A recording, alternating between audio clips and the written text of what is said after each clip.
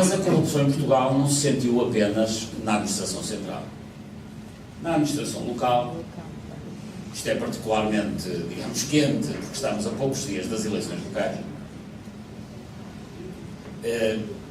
também tem sido um péssimo exemplo de gestão pública, em alguns aspectos, e deixem-me só dar aqui uma nota. A maioria dos vereadores que andam por aí, pelo país todo, são, no geral, gente materialmente séria. Os que fazem corrupção na administração local, na administração central também, mas na administração local ainda é mais marcante, serão 10% dos atores. 10% dos atores. Acontece é que são 10% dos atores que mandam em 90% do orçamento. Esse é que é o problema. São poucos, mas roubam muito. Enquanto que a maioria dos outros andam por lá, enfim, é manter os seus lugares. Normalmente a única preocupação que tem. Na administração local há dois tipos de problemas gravíssimos. Um que fala-se não tanto como eu gostaria e que tem a ver com o problema da estrutura de recursos humanos, o problema dos ROIs, para traduzir isto de uma forma mais simples, e que tem a ver com uma realidade que todos conhecem. Nos municípios de maior dimensão, os verdadeiros centros de emprego são as sedes partidárias, como sabem. A melhor maneira de ter um emprego é fazer atividade partidária. Isto tem consequências terríveis. Desde logo, estou a falar dos grandes centros, porque nos pequenos ainda é pior, já lá irem. Nos grandes centros, quem estiver, enfim, associado como militante ou como dirigente aos partidos de poder, acaba por, mais dia menos dia, ir trabalhar para a Câmara, para uma empresa municipal ou uma fundação. Isto tem um problema gravíssimo, que é, desde logo, criam-se muitos lugares que nem sequer são necessários só para dar taxos a alguns pós-partidários. Portanto, isto tem um custo económico grave, mas além disso cria uma irracionalidade na gestão, seja do que for. A pior coisa que pode acontecer numa organização é ver lugares de pessoas que não servem para nada. Portanto, isto é irracional. Mas mesmo quando os lugares são necessários, o que acontece é que normalmente colocam-se nos lugares boys partidários, muitas vezes incompetentes.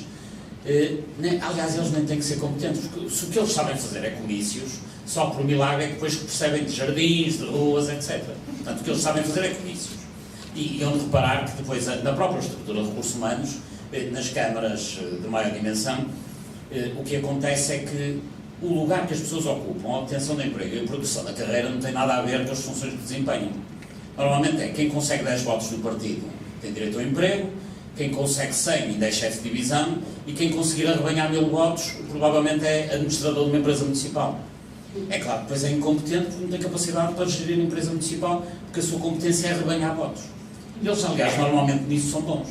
Eu acho que a maioria das pessoas que fazem campanhas eleitorais deviam se dedicar não à atividade camarária, deviam se dedicar a organizar espetáculos, torneios, etc. Só que dedicam-se a gerir câmaras para o nosso mal. Esse é que é o nosso problema. Bom, e depois, obviamente, quando se coloca uma pessoa incompetente no lugar de uma competente, se cria desde logo uma situação de injustiça e de raiva de quem se sente preterido, com razão. Raiva, obviamente, devidamente alicerçada. Mas, além disso, essas pessoas, depois colocadas nos lugares como não são competentes, geram o resultado que nós assistimos.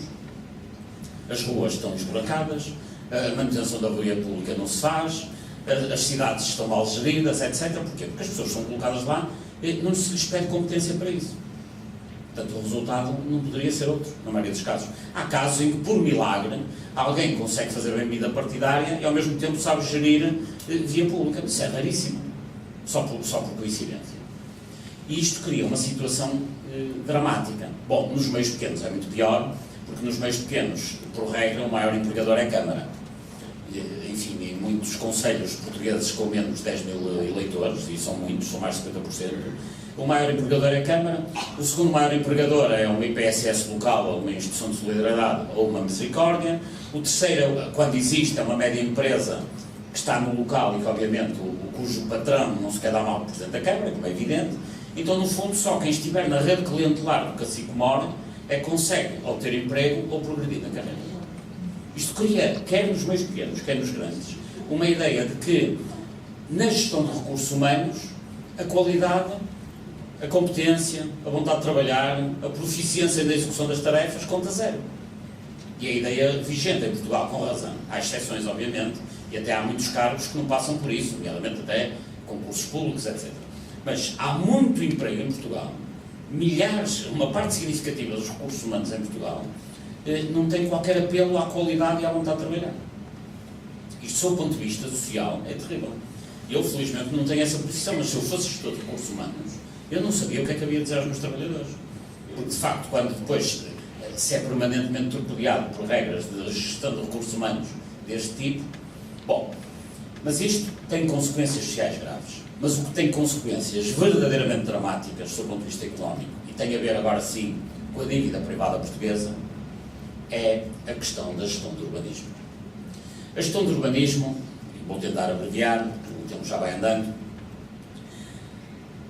eu convidava-os a fazer exercício. Para que é que deve servir um pelouro de urbanismo numa Câmara Municipal, em Lisboa, no Porto, em Melgaço ou na mais pequena Câmara? Deve servir para 3 missões fundamentais. Planear o território em função do interesse da comunidade, planear onde é que se fazem equipamentos, onde é que se fazem prédios, etc. De seguida, licenciar ou fazer aquilo que se chama tecnicamente gestão urbanística em função do que está planeado, portanto, aprovar o que está no plano e reprovar o que não está no plano, e finalmente fiscalizar que tudo corre como foi planeado e licenciado. Isto é assim na prática, na teoria. Na prática não é assim em lado nenhum de Portugal. Não há um conselho para a amostra. Então, na prática, o que é que costuma acontecer? Os promotores imobiliários, que têm grande capacidade de influência política, ou porque financiam as campanhas, ou porque financiaram o emprego do Presidente da Câmara há 10 anos atrás, ou pelas mais variadas razões, que não têm nada a ver com o interesse público, invariavelmente compram terrenos em reservas agrícolas e conseguem transformá-los em urbanizáveis. Ou compram terrenos urbanizáveis com índice de construção de 0,6 e transformam o índice em 3,5.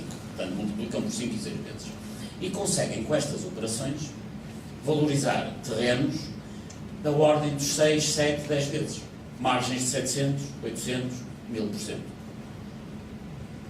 Quando isto acontece, e acontece invariavelmente, aconteceu ao longo de 20 anos em Portugal, inclusivamente, eu não queria entrar obviamente aqui em questões técnicas, mas o regime jurídico dos instrumentos de gestão territorial é publicado em 1998, com uma linha que diz, no prazo de 6 meses tem que ser clarificado em que condições é que se pode mudar o tipo de utilização de solo, portanto ser agrícola e passar a urbanizar. Isto tem que ser regulamentado em 6 meses. Essa regulamentação demorou 10 anos. O que quer dizer que houve aqui 10 anos de total discricionariedade em Portugal, de um regabof absoluto. Bom, o que é que aconteceu? Então temos casos dos mais variados deste género. Este autarca que ganha 16 milhões em minutos, enfim, está uma manchete de Correio da Manhã, mas há muitos exemplos destes, é um caso que eu, enfim, cujo dossiê acabei por conhecer bem, em que há um promotor imobiliário que compra às 4 da tarde um terreno por 4 milhões de euros e depois às 4h30 do mesmo dia, passado meia hora, vende por 20 milhões de euros. E, portanto, ganhou 16 milhões de euros. Mas atenção que os preços estavam bem. Às 4 horas aquilo valia 4 milhões e às 4h30 já valia de facto 20 milhões. E o que é que aconteceu nessa meia hora milagrosa? Apareceu um alvará de loteamento que disse que uma zona que era reserva agrícola, reserva ecológica, havia partes não edificando e, portanto, onde não se pode construir nada, porque passavam ali os veios de água e, como sabem, não se pode construir em cima de veios de água. Pois, naquela meia hora milagrosa, a zona agrícola deixou de ser agrícola, a ecologia desapareceu e até os veios de água parece que tinham desaparecido. E o terreno passou a valer 20 milhões de euros. Ora bem, o que é que aconteceu com isto? Enfim, isto é que demoraria 3 ou 4 horas a explicar em detalhe, mas a ver se em 5 minutos explico as consequências destas operações para a dívida privada portuguesa. Quando se valorizam, quando se consegue num negócio valorizar um terreno de 4 para 20 milhões, portanto margens de 500, 600, 700, 800%, isto em Portugal só acontece em 2 tipos de negócios, que é no urbanismo e no tráfico de droga. No tráfico de droga, no grossista, porque no retalhista já não se conseguem essas margens. Então o que acontece é que se as margens são equivalentes, obviamente que o tipo de organismos mafiosos que se instalam no negócio são do mesmo género. E de facto o poder local em Portugal está capturado por uma máfia equivalente aos traficantes de droga. Porque capturam o poder local.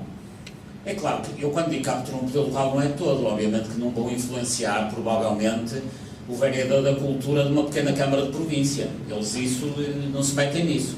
Agora, no filé mignon, nos negócios a sério, eles capturaram os negócios todos. E este tipo de máfias, aliás, no urbanismo ainda é pior do que no tráfico de droga. Porquê?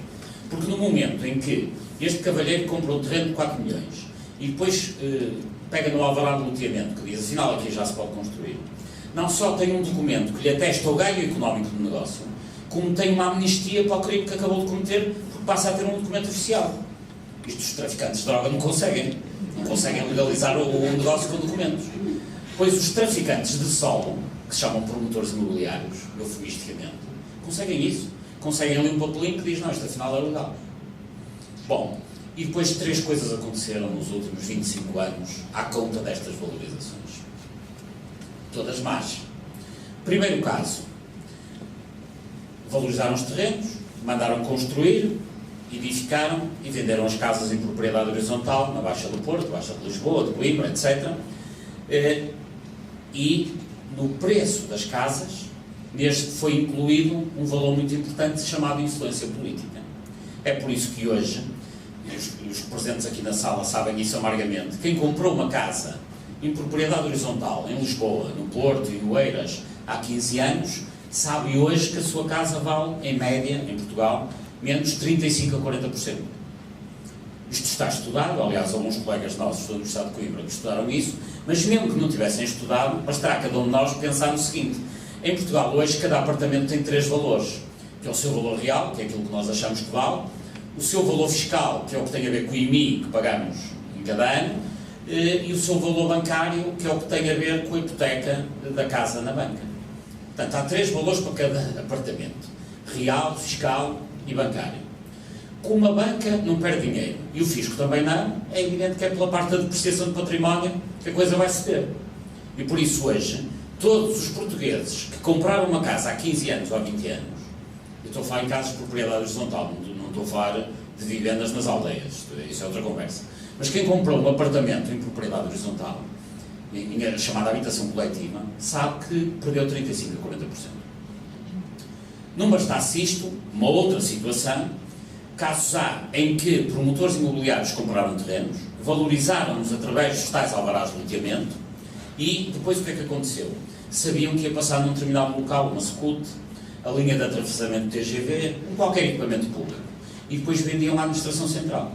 Ou seja, houve muitos, milhares de operações, estou a falar de milhares, de operações imobiliárias que consistiram em promotores imobiliários comprarem terrenos, valorizarem-nos na Câmara através de alvarás de loteamento, para depois o preço ser inflacionado para a operação de expropriação que vinha a seguir, porque se ia fazer ali uma qualquer SCUT. Vejam o absurdo que isto é em Portugal, que é uma entidade da administração pública local ir valorizar um terreno a um privado, para depois o privado ir vender mais caro à administração central, às obras públicas ou às finanças, dependendo do mecanismo de aquisição. Isto custou milhões aos portugueses, milhares de milhões. Metade do preço das SCUT, aliás, para ser mais rigoroso, metade do preço de algumas SCUT foi o preço dos terrenos, que tinham sido artificialmente inflacionados através destas operações. Bom, ainda há um terceiro caso, que esse é verdadeiramente mafioso, que é uma ligação entre promotor imobiliário, presidente de Câmara ou vereador de urbanismo e administrador do banco, em que aconteceu situações deste género. O promotor imobiliário comprou um terreno, vai valorizá-lo através de um papelinho na Câmara, normalmente são alvarás de loteamento, mas não necessariamente, pode ser uma licença de construção, etc. E depois fazem um projeto imobiliário, num gabinete de arquitetos, e vão à banca solicitar o financiamento para todo o projeto. E a banca financia. E o que é que fica lá como garantia? O terreno original, o terreno agrícola original. Eles trazem o dinheiro, o que é que fazem a seguir? Nada. Metem o dinheiro ao bolso. E o que é que construíram? Nada. E o que é que deixaram na banca como garantia? O terreno agrícola, que vale em média 40 a 50 vezes menos. Bom, o caso mais conhecido mediaticamente deste tipo foi aquele financiamento que o Duarte Lima teve do BPN, em que deu um terreno que valia 3 milhões e conseguiu um financiamento de 50 milhões. Viram isso nos jornais. Mas isto é um exemplo entre centenas do que se fez em Portugal. No BPN, mais de 2 mil milhões de euros, do tal buraco dos 7, mais, não sei quanto, ainda não está bem quantificado, deve-se a operações deste género. Financiamento sem garantias. Mas atenção, que não foi só no BPN que isso aconteceu. Aconteceu na Caixa Geral de Depósitos.